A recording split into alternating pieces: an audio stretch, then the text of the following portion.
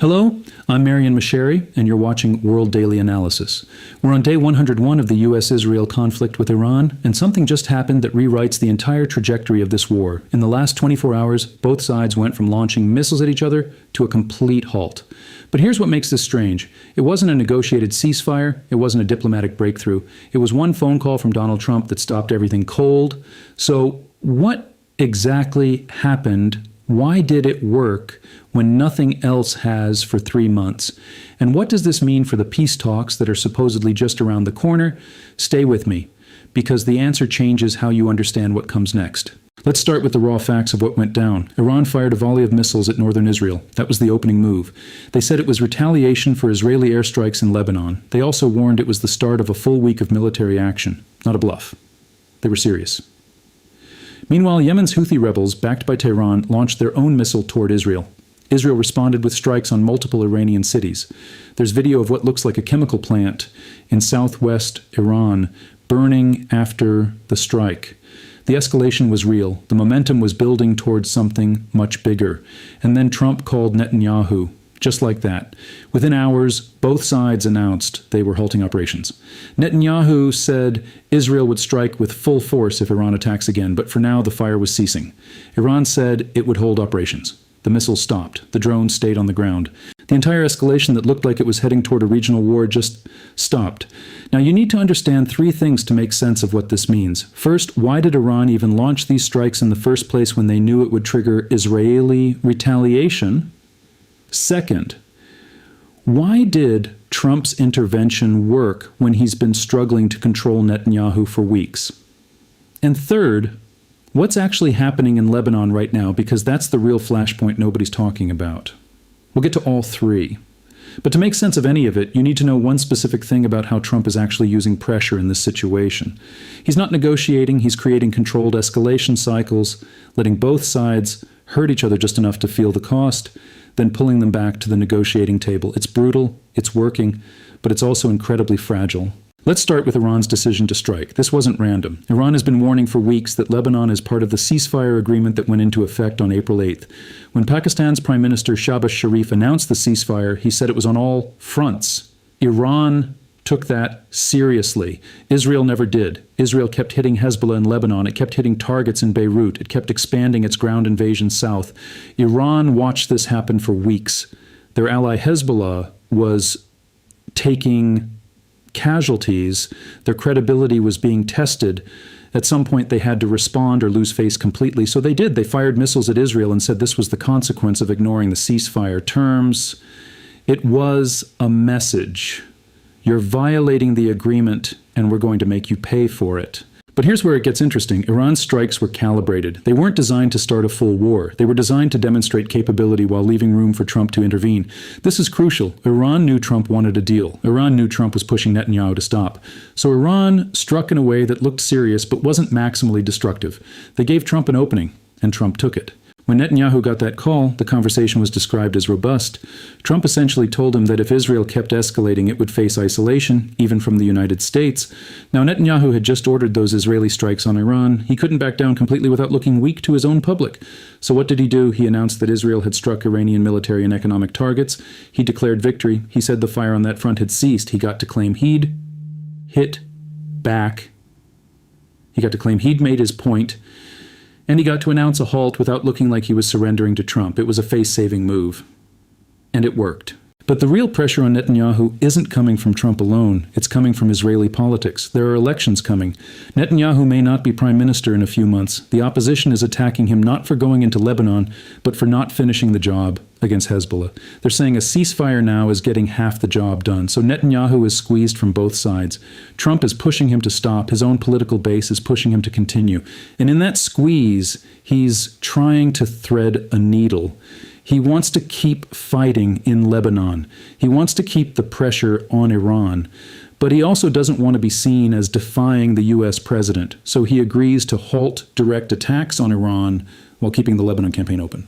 This is where Lebanon becomes the real story, because Iran is saying that Lebanon is not negotiable. The relationship between Iran and Hezbollah isn't just strategic, it's personal, political, religious, institutional. It goes back decades. It won't be abandoned.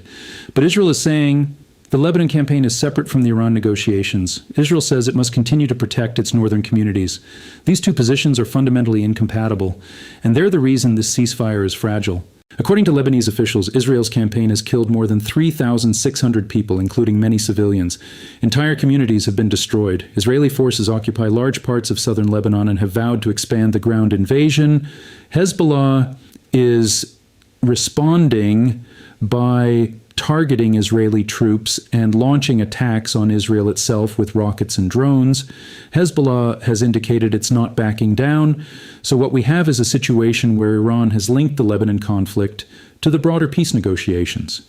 Iran is saying if you want to deal with us, you have to stop hitting our ally. But Israel is saying the Lebanon campaign is non-negotiable. And Trump is trying to find a way to separate the two issues so he can negotiate with Iran while letting Israel keep fighting Hezbollah. Now, there's another dimension to this that affects global markets and shipping. The Houthis in Yemen, backed by Iran, have launched missile attacks on Israel and declared a ban on Israeli shipping in the Red Sea. This matters because the Red Sea is a critical shipping route. If the Houthis actually enforce this ban, it disrupts commerce not just for Israel but for Saudi Arabia and every country that uses that route. Oil prices spiked immediately when the attack started. They've come down a bit to around $94 a barrel, but they're still elevated. Investors are baking in the idea that energy prices will stay high for a while. If the Houthis close the Red Sea and the Strait of Hormuz remains contested, you're looking at a significant shock to global shipping and energy markets. So here's what's actually happening beneath the surface.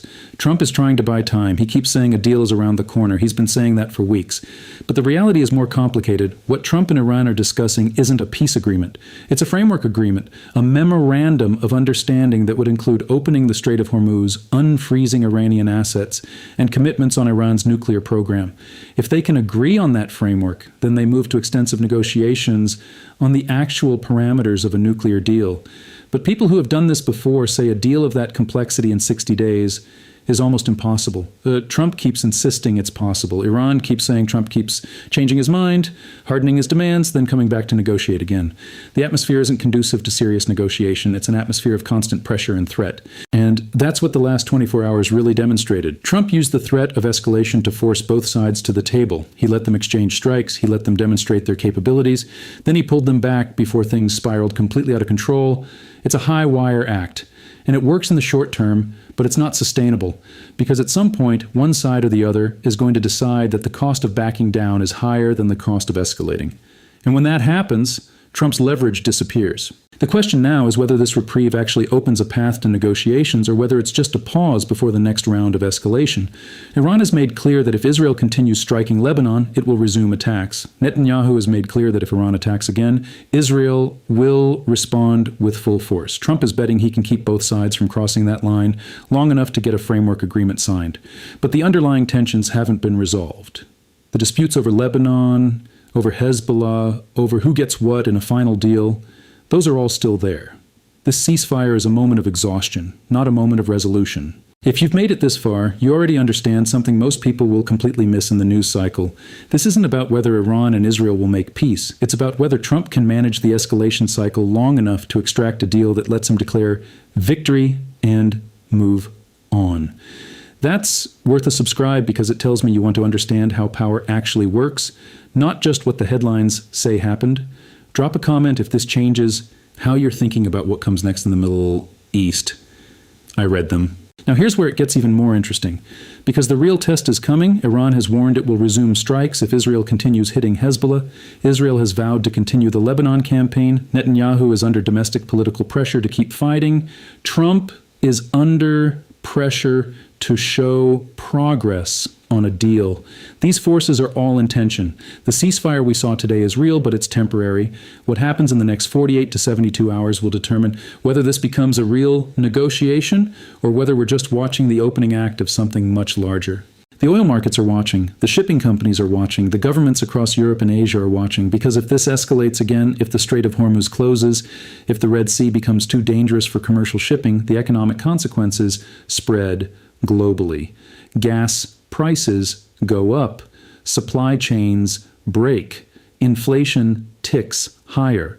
The cost of this conflict isn't just measured in military casualties and destroyed infrastructure, it's measured in how much you pay to heat your home and fill your car. So the real question is this: can Trump actually pull off what he's attempting?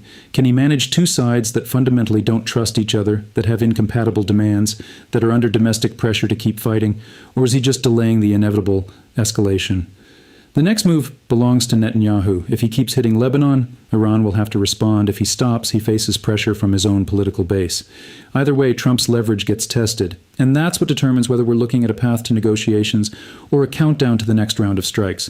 The answer comes in the next few days. Stay with me.